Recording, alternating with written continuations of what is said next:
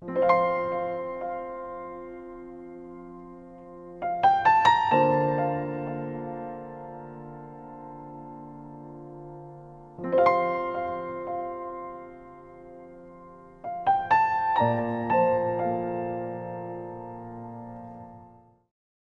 지금 복음 시리즈를 합니다.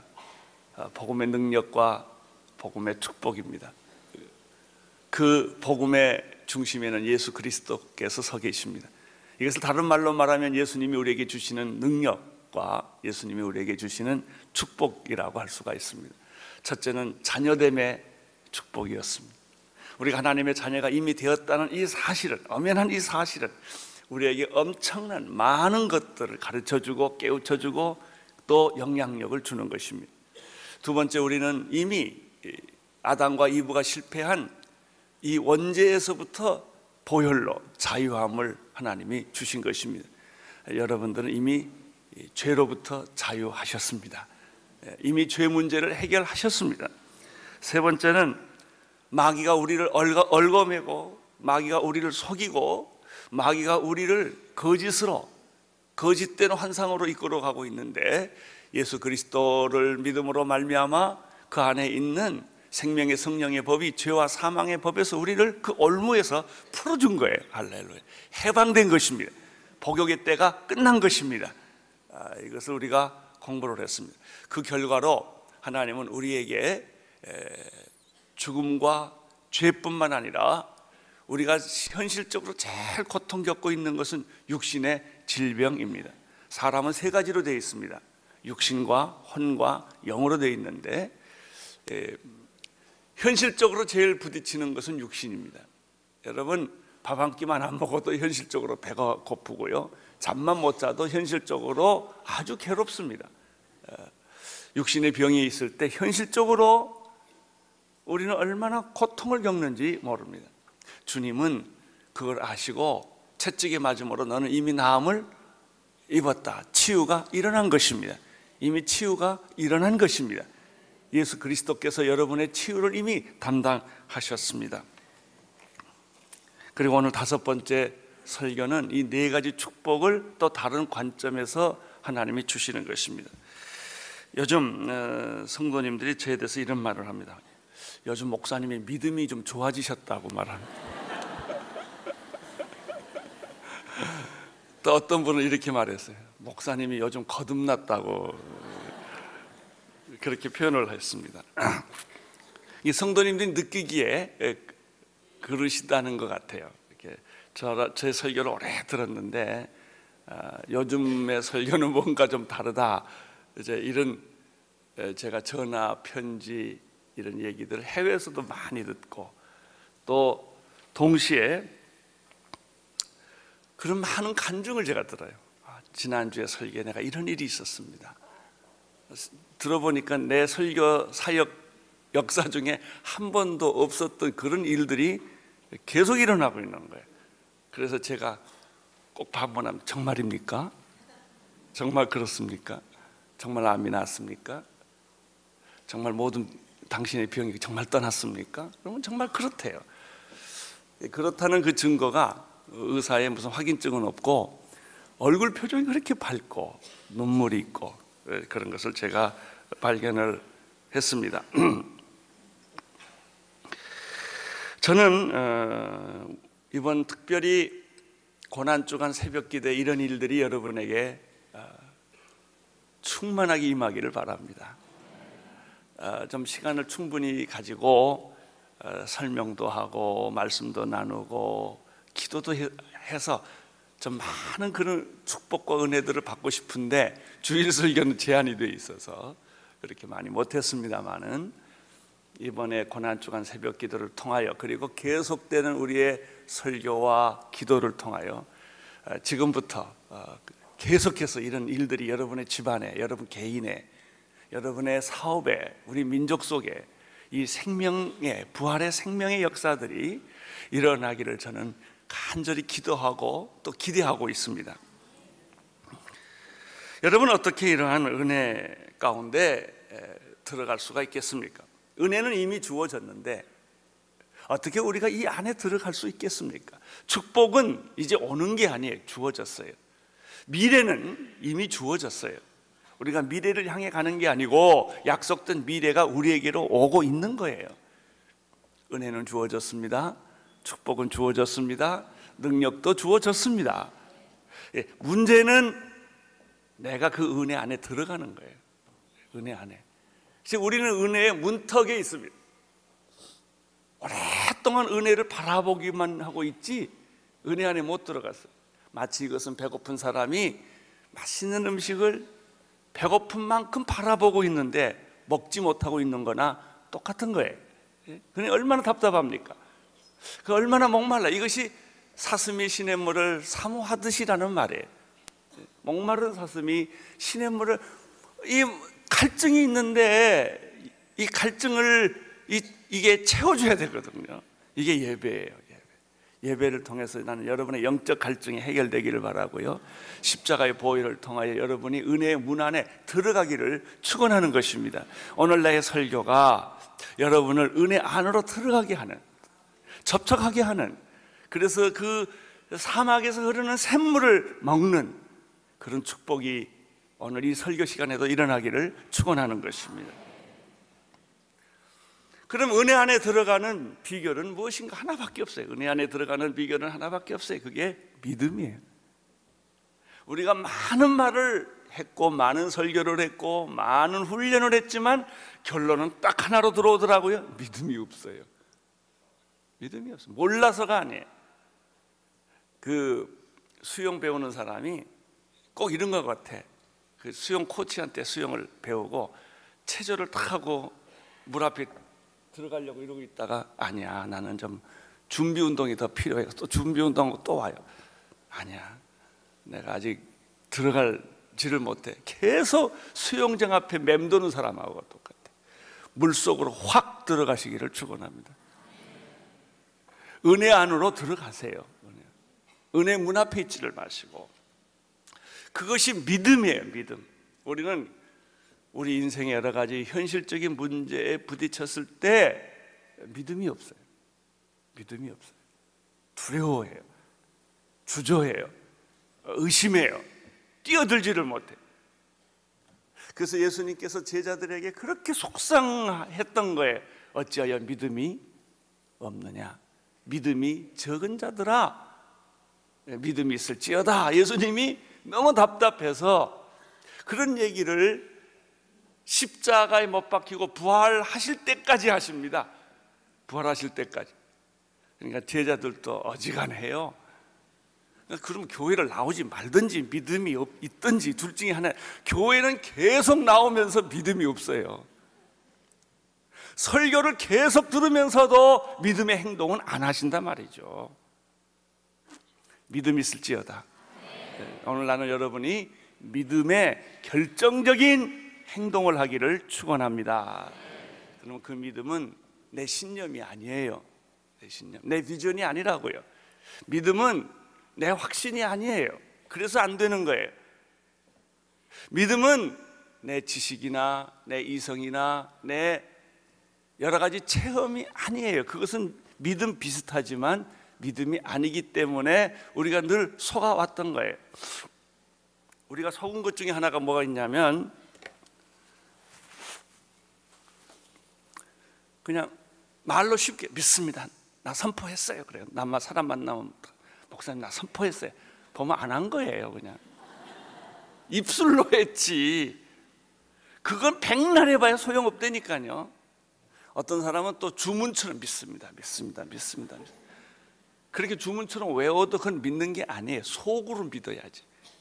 진짜 믿어야지. 믿음은 모험이에요. 도전이에요. 그 위기를 견디기가 어려운 거예요. 그래서 자꾸 위기를, 그런 그 믿음의 모험을 하려고 하면요, 창피당할 것 같고 손해볼 것 같고 굉장히 수모를 겪을 것 같고 이래서 못하는 거예요.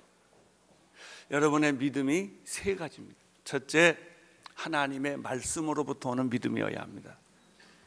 믿음은 내 생각이 아니라 기록된 하나님의 말씀을 내가 믿냐 안 믿냐 이거예요.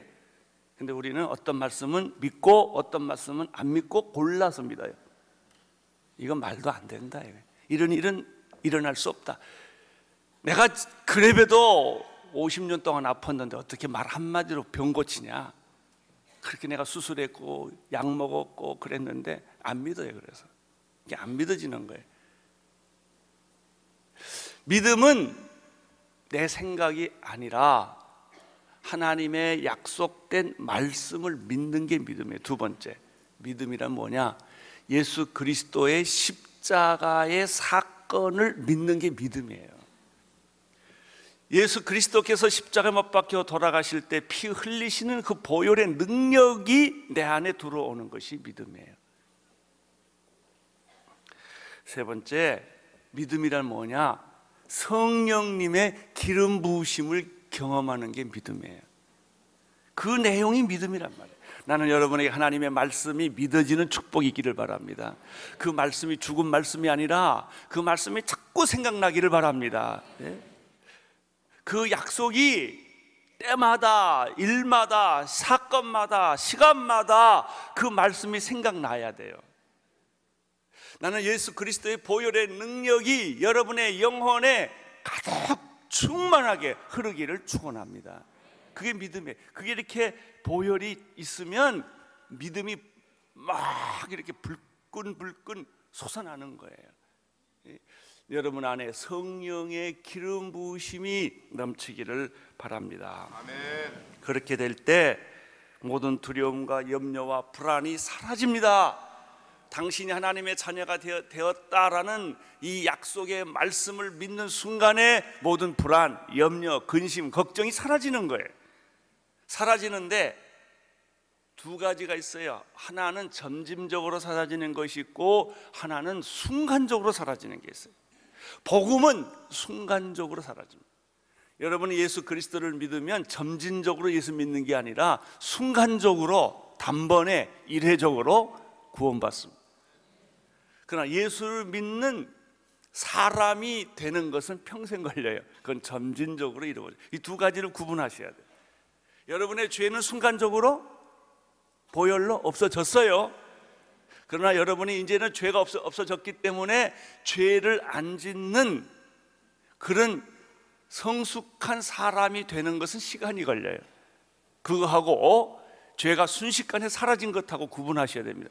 죄는 순식간에 사라졌습니다. 저주는 떠났습니다. 떠났어요. 병은 치유되었습니다.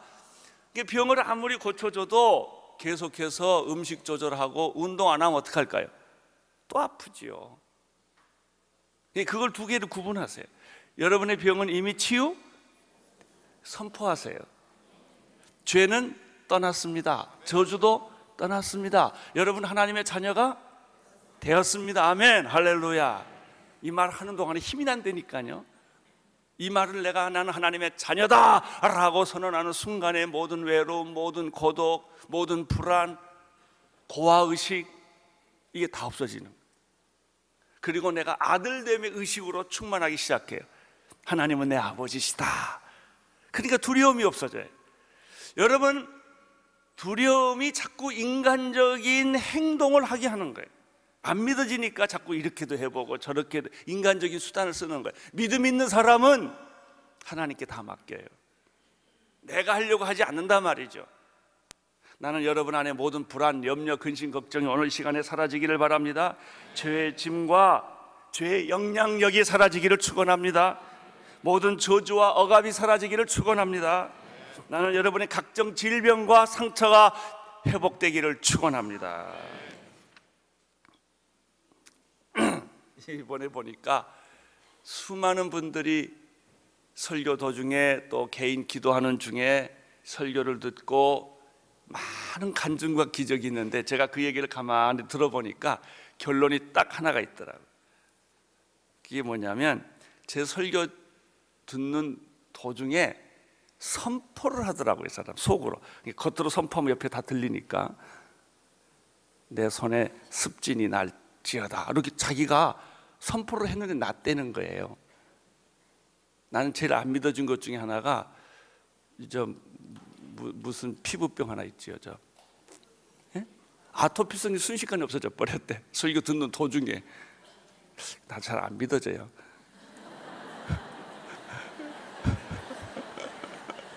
아니 근데 어떻게 그랬냐고 그랬더니 선포를 했더니 없어져 버렸대요. 이야, 이 비밀을 내가 오늘 꼭 설교해야 되겠다. 왜 우리 교인들도 이 복음의 은혜는 주어졌고 능력을 주어졌는데 어떤 사람은 그걸 자기 걸 만들었단 말이죠. 여러분들도 그것이 뭐 병이든 뭐든 간에 여러분이 그 자기 걸 만들면 얼마나 좋겠습니까? 믿음의 열쇠예요. 믿음의 열쇠.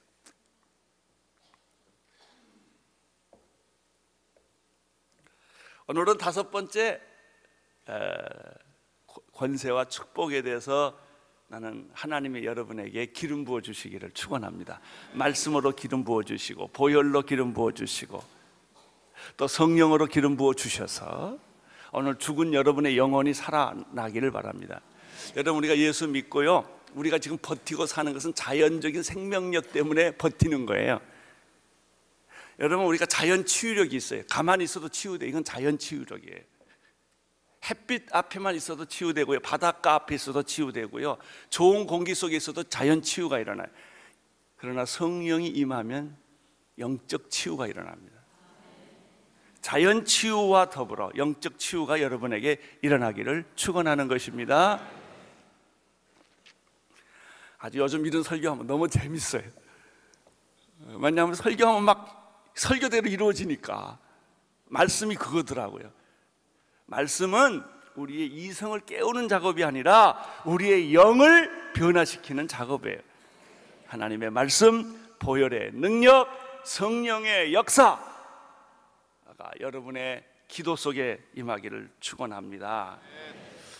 다섯 번째 복음의 권세와 축복은 의롭다 하심이에요. 의롭다 하는 것.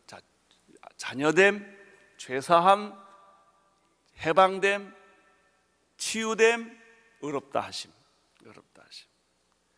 먼저 하나님의 말씀을 읽도록 하겠습니다. 로마서 8장 28절에서 30절의 말씀입니다. 로마서 8장 28절에서부터 30절의 말씀 같이 읽겠습니다. 시작.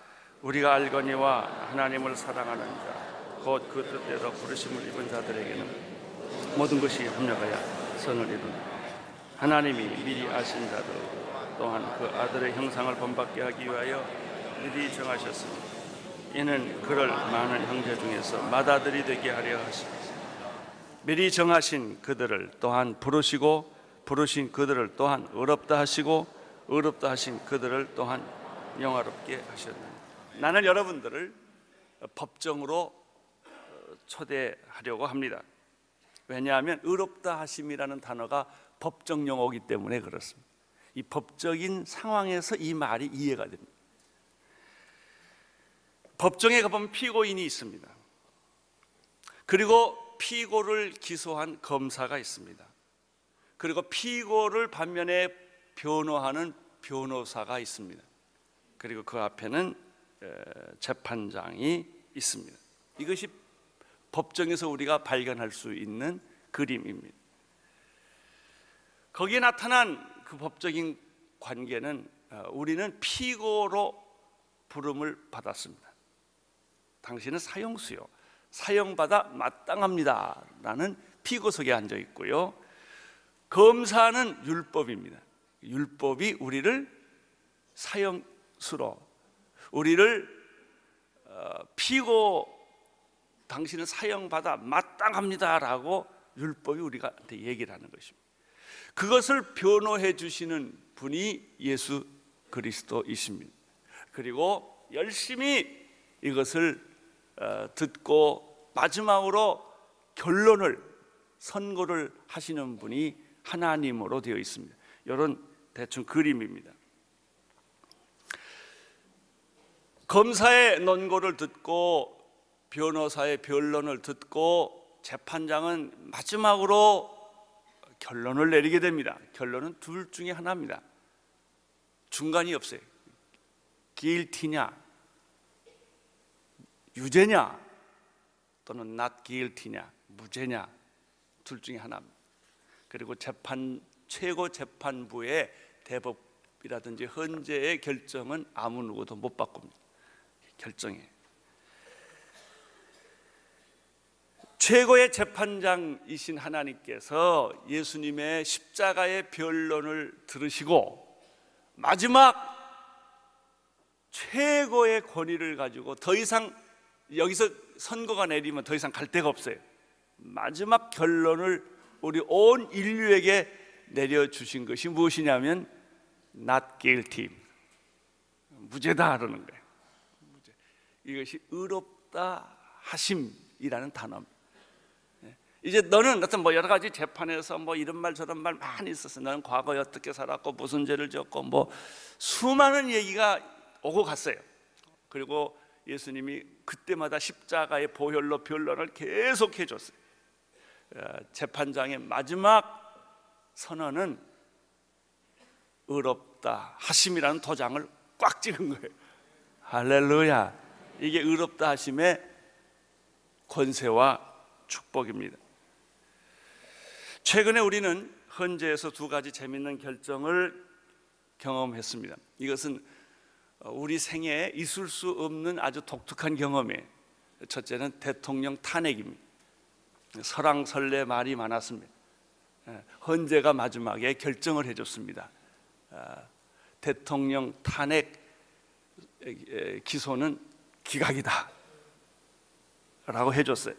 싫든 좋든 우리는 다 그 결정에 순복을 해야 되고, 대통령을 고소한 그 탄핵을 기소한 그 기소가 기각이 되는 순간부터 대통령은 그 직무를 다시 행할 수 있게 됩니다. 바로 그 시간부터. 맞죠? 그 후에 우리는 두 번째 또 기가 막힌 역사적 사건을 하나 접하게 됐는데, 수도 이전 문제입니다. 수도 이전을 해야 되느냐 안 해야 되느냐 말이 많았는데, 헌재가 어떻게 결정했습니까? 수도 이전은 위헌이다 라고 마지막 결정을 해주셨어요. 그 순간부터 수도 이전은 위헌이 됐습니다. 이게 마지막 결정이에요. 마찬가지로 허물과 죄로 죽었던 우리들, 에베소서 2장 1절, 2절, 3절에 보면 우리에 대해서 이렇게 묘사하고 있어요.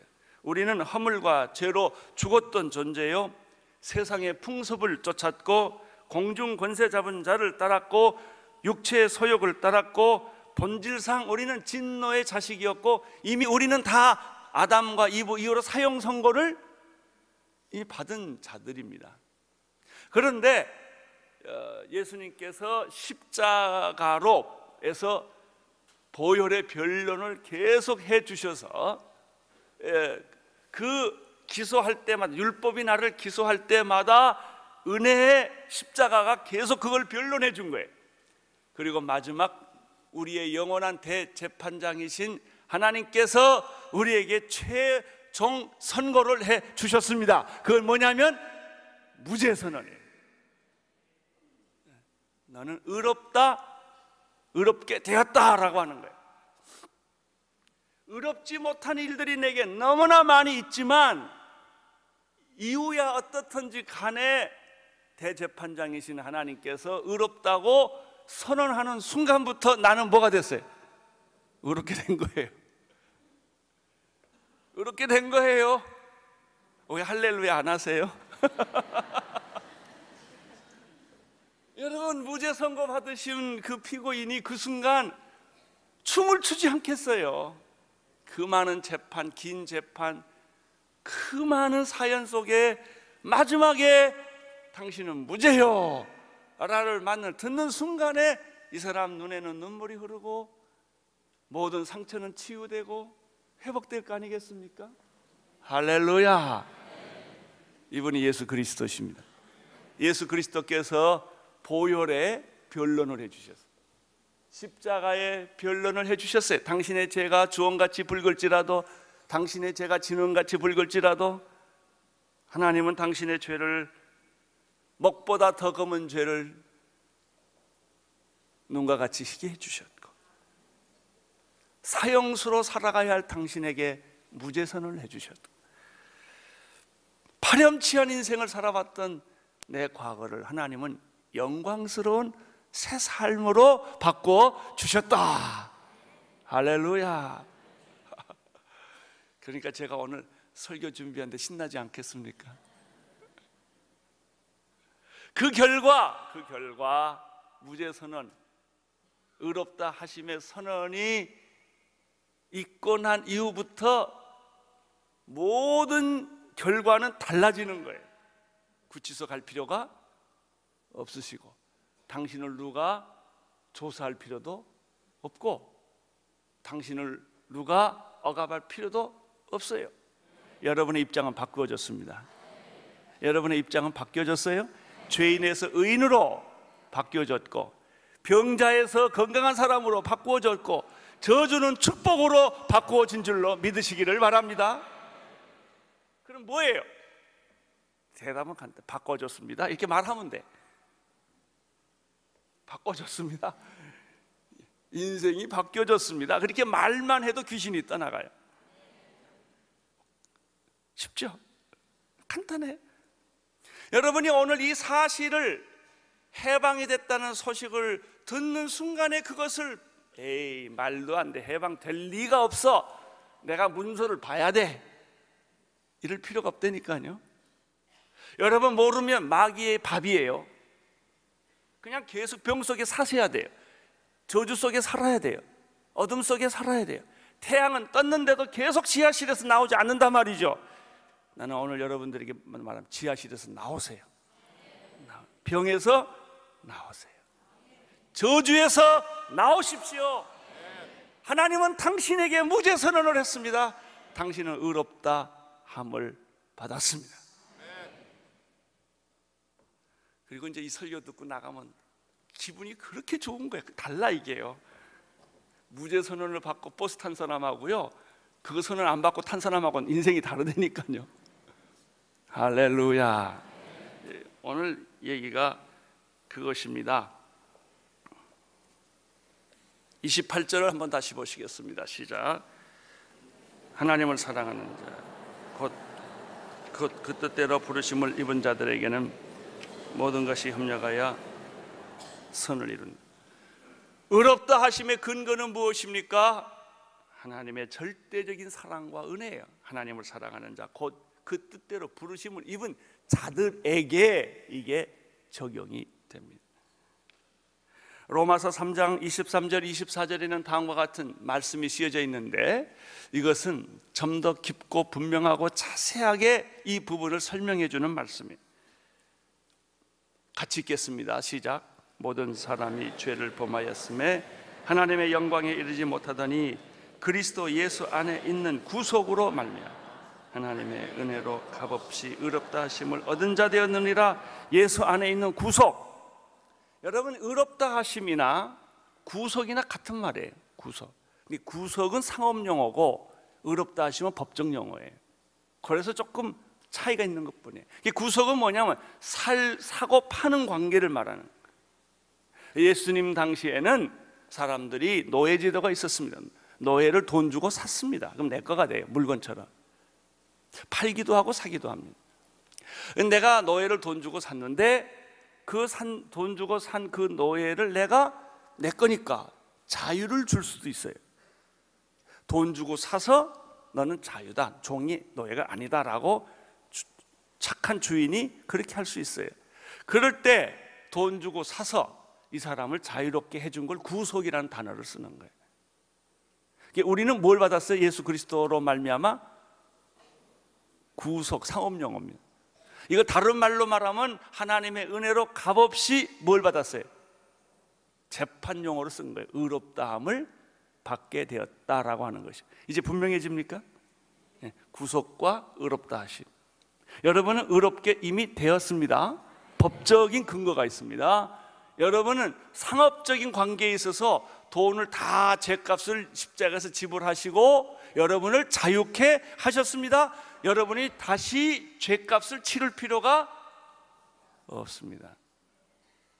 죄값을 치르겠다고 떠드는 사람은 예수님을 모욕하는 사람.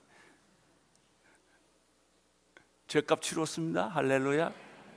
당신에게는 무죄 선언이 이루어졌습니다. 할렐루야. 이 말만 계속하는 거예요. 예수님이 십자가에 내 죄값을 치루었다. 내 죄는 병값을 치루었다. 저주의 값을 치루었다라고 말하는 순간에 저주가 사라져 버리는 거예요. 병이 사라지는 거예요. 모든 죄가 사라지는 거예요. 할렐루야. 여러분은 의롭다 하심을 이미 선고받았습니다. 따라서 여러분이 하도 피고 생활 오래 해가지고 피고 의식이 있어요. 항상 그 의식이 사라지기를 축원합니다. 그건 잘못된 문화예요. 여러분이 죄인으로서 살아가는 것은 과거예요. 지금은 의인으로 살아가는 것입니다. 하나님의 자녀로 살아가는 것입니다. 고아로 살지 마십시오. 당신은 하나님의 자녀가 이미 되었습니다. 그러니까 그 생각을 한참 하고 있으면 갑자기 내가 고귀해. 그렇죠? 당신은 뭐 받기 위하여? 그 말이 그냥 가슴이 찡하고 와요. 맞아, 내가 사랑받기 위해 태어났지. 언제부터? 태초부터 시작된 그 사랑. 이렇게 사랑이 깊고, 이게 순간적이 아니고 우연이 아니고, 이게 팔자가 아니고, 이게 그냥 어떤 하나의 해프닝이 아니고 하나님이 태초부터 나를 사랑한 사건이었구나. 이게 이렇게 느껴진다니까요. 그리고 기절하잖아요. 너무 놀래가지고. 그리고 내 얼굴이 환하게 피어나기 시작하는. 와, 내가 이렇게 사랑스럽다니. 내가 이렇게 귀한 존재라니. 내가 이렇게 정말 신비스러운 인생이라니. 이런 사람 자살할 생각할까요? 신경질 낼까요? 안 내. 말을 함부로 할까요? 여러분 왜 말 함부로 하지 않으세요? 이판사판이다 이거예요. 그러니까 말을 막 함부로 해. 응? 자기 격이 안 맞는 막 말을 하고 신경질 내고 성깔 부리고, 이게 다 자포자기에서부터 오는 거예요. 이판사판이다 그냥. 그래서 자기를 천박하게 만드는 거예요. 천하게. 나는 여러분의 말이 고귀해지기를 바라고 눈동자 곱게 뜨고 다니시기를 바랍니다. 좀 의젓하게 사세요. 의젓하게. 승리자로 사십시오. 승리자로. 여러분 축복받은 자로서, 하나님의 자녀로서의 그 위엄과 품위와 그 인격과 그 삶이 여러분에게 있게 되기를 축원합니다. 아이고, 그래도 설교를 반밖에 못했어요.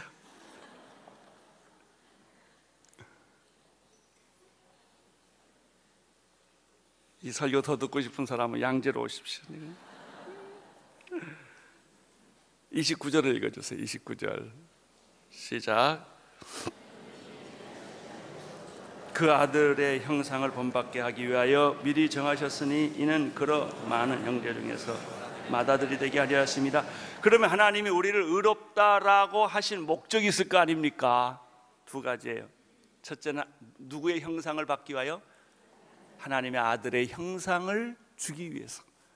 두 번째는 맏아들의 축복을 주기. 둘째 아들 아니에요. 셋째 아들 아니에요. 넷째 아들 아니에요. 맏아들. 하나님은 여러분에게 맏아들의 축복을 주시기를 원하십니다. Firstborn, 맏아들. 맏아들의 상속권과 맏아들의 권위와 맏아들의 축복을 다 주고 싶다 이거예요.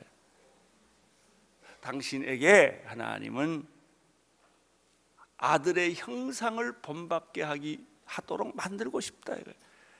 그래서 그 옆에 있는 분을 보면 얼마나 사랑스러운지. 왜? 누구 닮았으니까? 예수님 닮았어요. 옆에 있는 분 잠깐 보세요. 누구 닮았나 보세요. 맏아들의 축복과 그 아들의 형상을 거기다가 입혀주겠다는 거예요. 30절을 보십시오. 시작.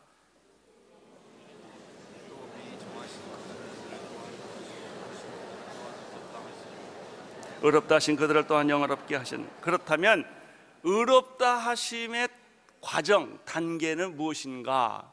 네 단계가 있어요. 첫째, 미리 정하셨습니다. 예정이에요. 선택의 가장 큰 비밀은 그리스도 안에 감추어진 예정입니다. 삼위일체가 논리적으로 증명하기 어렵듯이 예정도 논리적으로 증명하기가 어렵습니다. 그러나 신비스러운 진리입니다. 하나님이 나를 택했다는 것은. 그 많은 여자 중에 하필이면 우리 엄마가, 그 많은 남자 중에 하필이면 우리 아빠가, 내 아버지가 둘이 만나서 그 많이 아기 날 확률이 있었는데도 불구하고 왜 내가 걸렸을까? 예? 그 수많은 정자가 있었는데 왜 내가 걸렸을까? 신비스러운 거예요. 왜 나는 여자로 태어나지 않고 남자로 태어났을까?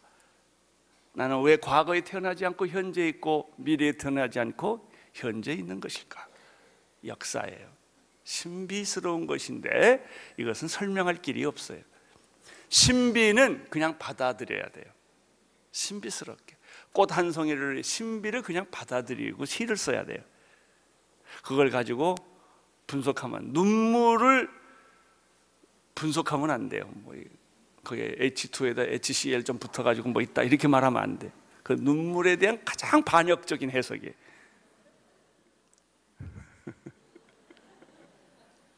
맞는 말인데 틀린 말이에요, 그게. 하나님이 우리를 정하셨어요. 왜? 몰라요. 왜 날 택해요? 왜 그 남자가 날 택해요? 날 사랑해요?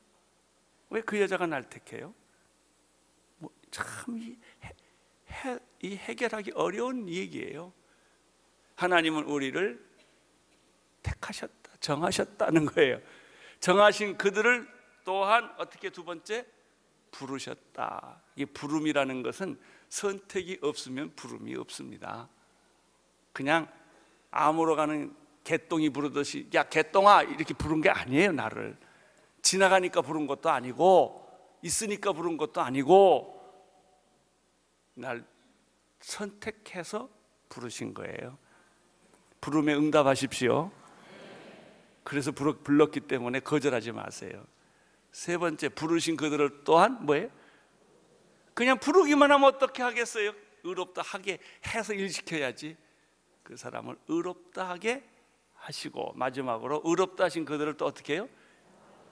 영화롭게 하셨느니라. 할렐루야.